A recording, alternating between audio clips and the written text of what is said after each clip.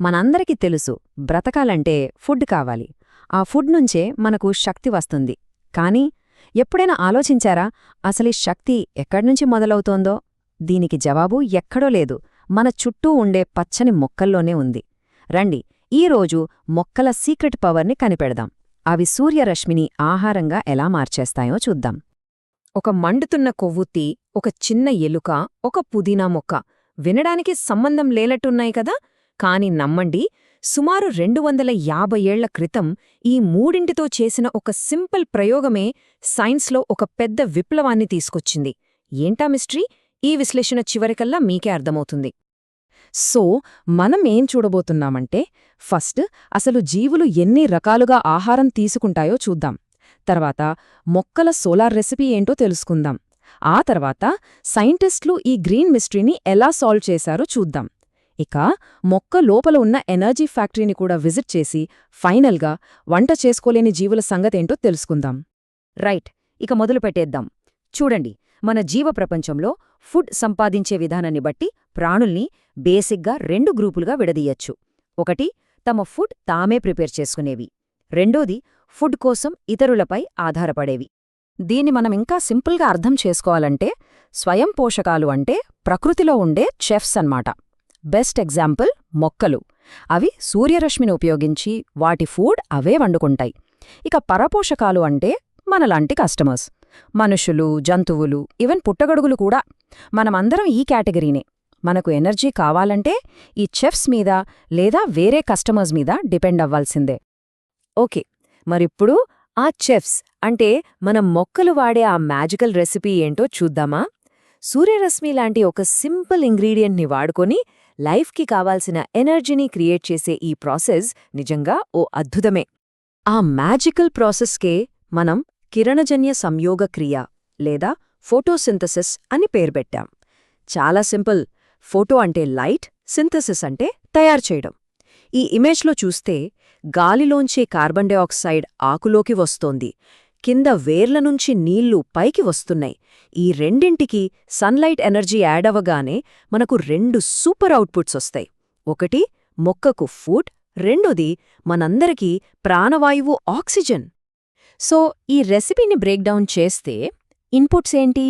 గాలి నుంచి carbon dioxide, నేల నుంచి నీరు. వీటికి పవర్ సోర్స్ సూర్యరశ్మి. అయితే ఈ సోలార్ ఎనర్జీని పట్టుకోవడానికి ఒక మ్యాజిక్ ఇంగ్రీడియంట్ కావాలి. అదే ఆకుల్లో ఉండే ఆకుపచ్చని పత్రహరితం.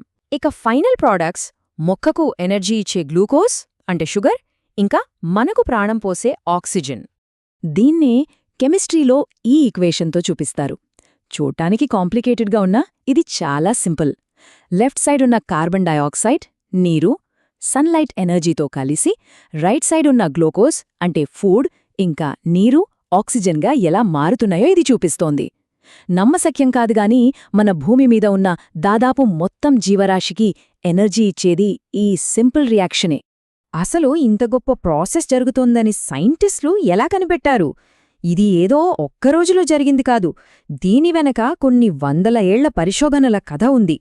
గుర్తుందా, మనం మొదట్లో ఒక ప్రశ్నడిగాం, కొవ్వొత్తి, ఎలుక, పుదీనా మొక్క. దానికి సమాధానం ఇక్కడుంది. 1770ల కాలంలో జోసెఫ్ ప్రీస్ట్లీ ఈ ప్రయోగాలు చేశారు. ఆయనేం చేశారంటే, ఒక గాజు గంట కింద మండుతున్న కొవ్వొత్తిని పెట్టారు. అది కాసేపటికే ఆరిపోయింది. తరువాత ఒక ఎలుకను పెట్టారు. పాపం, అది ఊపిరాడక చనిపోయింది. కాని అదే గంట కింద ఒక ఎలుకతో పాటు ఒక పుదీనా మొక్కని పెట్టినప్పుడు ఒక మిరాకిల్ జరిగింది. కొవ్వొత్తి వెలుగుతూనే ఉంది, ఎలుక బతికే ఉంది. ఇది సైన్స్ హిస్టరీలోనే ఒక టర్నింగ్ పాయింట్. ప్రీస్ట్లీకి ఒక విషయం అర్థమైంది. జంతువులు శ్వాసించడం వల్ల, మంటలు మండడం వల్ల పాడైపోయిన గాలిని మొక్కలు మళ్లీ శుభ్రం చేస్తున్నాయి. సింపుల్గా చెప్పాలంటే మొక్కలు గాలిని రిపేర్ చేస్తున్నాయన్నమాట. ఆ తర్వాత 1779లో జాన్ ఇంజన్హౌస్ అనే సైంటిస్ట్ ఈ పజిల్లో మరో ముఖ్యమైన మొక్కను చేర్చారు. ఆయన ప్రీస్ట్లీ ప్రయోగాన్ని ఇంకో లెవెల్కి తీసుకెళ్లారు. ఇక్కడ చూస్తున్నట్టు హైడ్రిలా అనే నీటి మొక్కను ఎండలో పెట్టినప్పుడు దాన్నుంచి చిన్న చిన్న గాలి బుడగలు రావడం గమనించారు. ఆ బబుల్స్ వేరేవి కావు, ఆక్సిజన్ అని. ఇంకా ఈ మొత్తం ప్రాసెస్ జరగాలంటే సన్లైట్ ఖచ్చితంగా ఉండాలని ఆయన ప్రూవ్ చేశారు. సరే, మొక్కలు ఫుడ్ తయారు చేశాయని మనకెలా తెలుస్తుంది? దానికోసమే ఈ సింపుల్ అయోడిన్ టెస్ట్. ఎండలో ఉన్న ఒక ఆకుని తీసుకుని దానిపై అయోడిన్ సొల్యూషన్ వేస్తే అది వెంటనే డార్క్ బ్లూ బ్లాక్ కలర్లోకి మారిపోతుంది. ఆ కలర్ చేంజ్ దేనికి సంకేతమంటే ఆకులో స్టార్చ్ అంటే మొక్కల ఫుడ్ రెడీ అయిందని అర్థం. అదే నీడలో పెట్టిన ఆకుమీద టెస్ట్ చేస్తే ఈ కలర్ చేంజ్ కనిపించదు. ఓకే, మొక్కలు ఫుడ్ ప్రిపేర్ చేస్తున్నాయని అర్థమైంది. కానీ ఈ కిచెన్ ఎక్కడుంటుంది? అది చూడాలంటే మనం ఒక ఆకు లోపలికి మైక్రోస్కోపిక్ జర్నీ చేయాలి. రెడీనా? ఇప్పుడు మనం ఒక ఆకును అడ్డంగా కట్ చేసి చూస్తున్నాం. ఇది అచ్చం ఒక శాండ్విచ్లా కనిపిస్తుంది కదా? పైన కింద ప్రొటెక్టివ్ లేయర్స్, మధ్యలో ఉన్న ఈ మెత్తని భాగమే అసలైన కిచెన్. అసలు వంటంతా జరిగేది ఇక్కడే. ఇక్కడ లక్షల కొద్ది చిన్న చిన్న ఎనర్జీ ఫ్యాక్టరీలుంటాయి. ఆ ఫ్యాక్టరీల లోపలికి మనం ఇంకా జూమ్ చేస్తే మనకు ఈ గ్రీన్ కలర్ స్ట్రక్చర్ కనిపిస్తుంది. దీని పేరే క్లోరోప్లాస్ట్, తెలుగులో హరితరేణువు అంటారు. ఇది మొక్క సెల్లో ఉండే ఒక చిన్న సోలార్ ప్యానెల్ లాంటిది. అస్సలు మ్యాజిక్ అంతా జరిగేదిక్కడే. సో ఈ క్లోరోప్లాస్ట్ మెయిన్ డ్యూటీ ఏంటంటే సన్లైట్ని క్యాప్చర్ చేయడం. దీనికి ఆ గ్రీన్ కలర్ ఇచ్చే క్లోరోఫిల్ అనే పిగ్మెంటే ఈ పని చేస్తుంది. ఇది సన్లైట్ను పట్టుకునే ఒక సూపర్ పవర్ఫుల్ యాంటెనా అన్నమాట. ఈ ఫ్యాక్టరీలో ప్రొడక్షన్ 2 స్టేజెస్లో జరుగుతుంది. ఫస్ట్ స్టేజ్ అంటే లైట్ రియాక్షన్స్, ఈ కాయిన్స్ లాగా పేర్చినట్టున్న గ్రానాలో జరుగుతుంది. ఇక్కడ సన్లైట్ను కెమికల్ ఎనర్జీగా మారుస్తారు. సింపుల్గా చెప్పాలంటే బ్యాటరీ ఛార్జ్ చేయడం లాంటిది. సెకండ్ స్టేజ్ అంటే డార్క్ రియాక్షన్స్, ఈ చుట్టూ ఉన్న ద్రవంలో జరుగుతుంది. ఇక్కడ ఆ ఛార్జ్ అయిన బ్యాటరీ పవర్ని వాడి కార్బన్ డయాక్సైడ్ను గ్లూకోజ్గా అంటే ఫుడ్గా కన్వర్ట్ చేస్తారు. ఇప్పటిదాకా మొక్కలు తమ ఫుడ్ తామే ఎలా వండుకుంటాయో చూసాం.